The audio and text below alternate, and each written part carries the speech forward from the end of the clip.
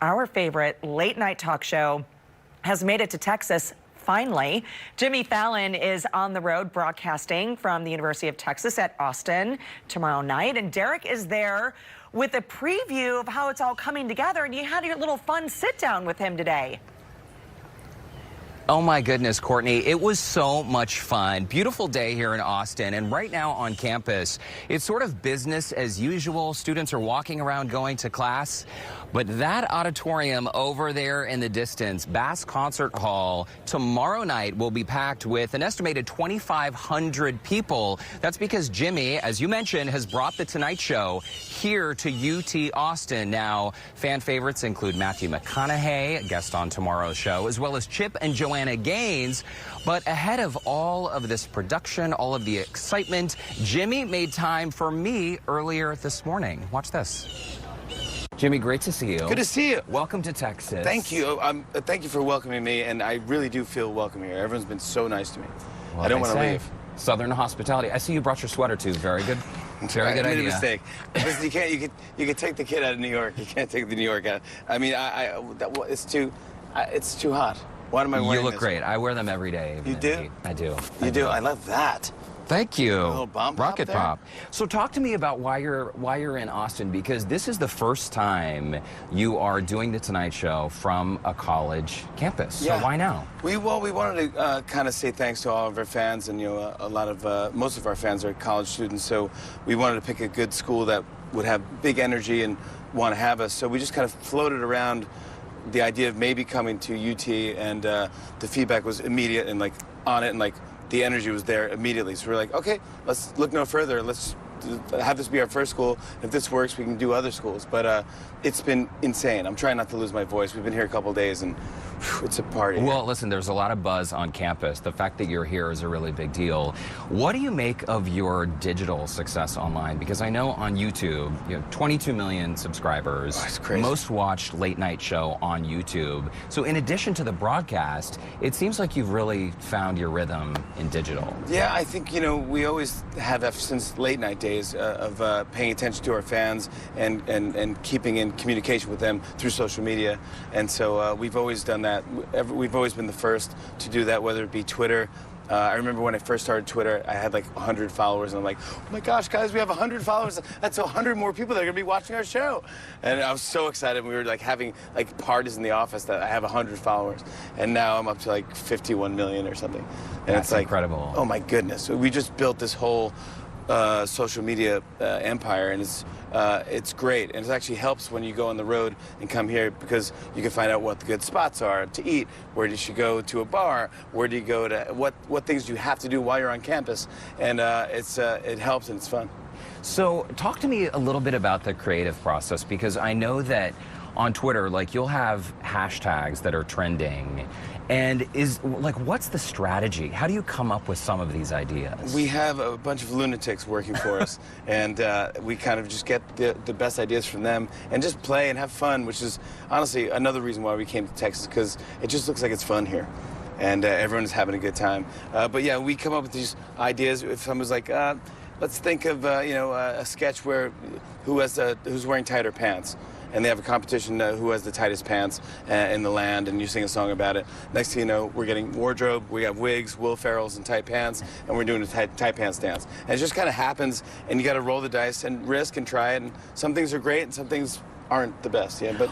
And let's talk about some of those things that aren't the best, because was there ever a time in your career when there was I don't know, a gag or a joke that just didn't land, and you thought, oh man, I blew it, it's over? It happens every week. You have to do it. You have to try it. You have to risk.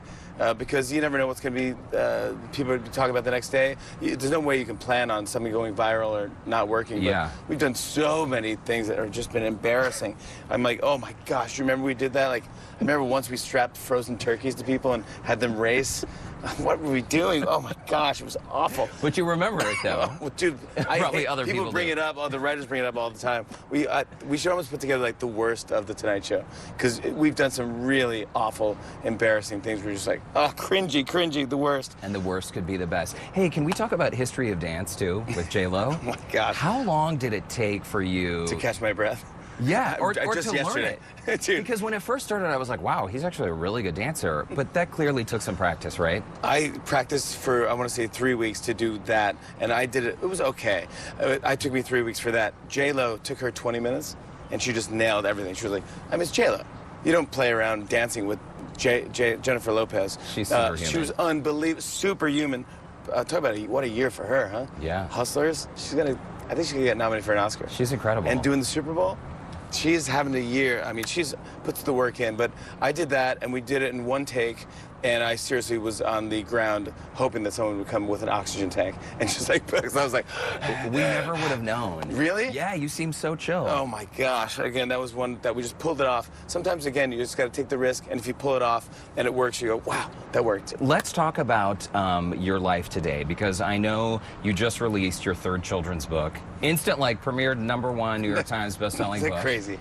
It's incredible. It makes no sense. But let's go back to when you moved to LA, 21 years old, 1995, right? And you were performing at places like the Improv. Oh my God. Getting $7 for a set. Yeah. Fast forward to today. Do you ever think back to that time and just sort of pinch yourself?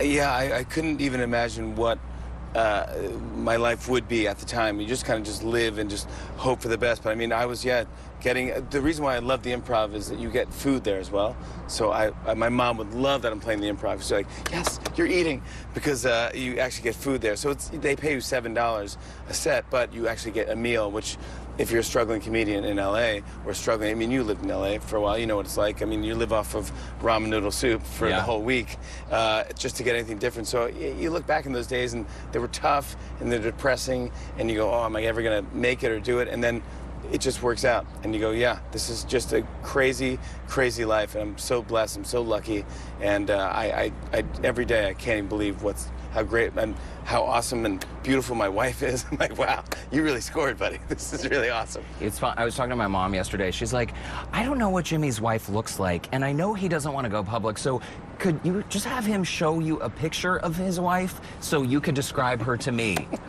She has she's blonde hair, blue eyes, big smile.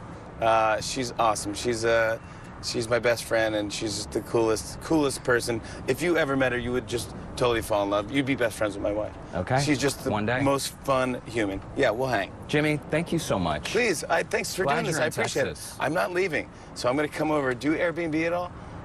Yeah. All right, perfect. Yeah, we have room at our place. Come on over. Thanks, buddy. Thanks. Well, there you have it. And as you can tell, Jimmy is the nicest guy ever. I mean, it's rare when we get a chance to sit down with someone like Jimmy, but for me, it's always a pleasant surprise when they're just real and nice and cool. He couldn't have been more gracious. And remember, he still has those special Sunday night shows, Courtney. They've been airing after Sunday Night Football. December 1st is actually the last show, the last Sunday night show. But don't forget, tomorrow night from UT Austin, he will be doing the show from here with some pretty incredible guests. What do you think, Courtney? You know what? Such a cool guy, huh? It was so cool. It was sort of like two best friends. By the way, I could be the best friend, the third in that trio, right? Can I just squeeze right in the middle? He just seemed like a regular guy. Next time... Yeah, so next time, Courtney, you need to come. Jimmy will bring his wife and the four of us. How about a double date? How does that sound? I think it sounds absolutely perfect. You did a great job, my friend. I miss you. Safe travels back here to Houston, but awesome job. Great conversation with Jimmy Fallon.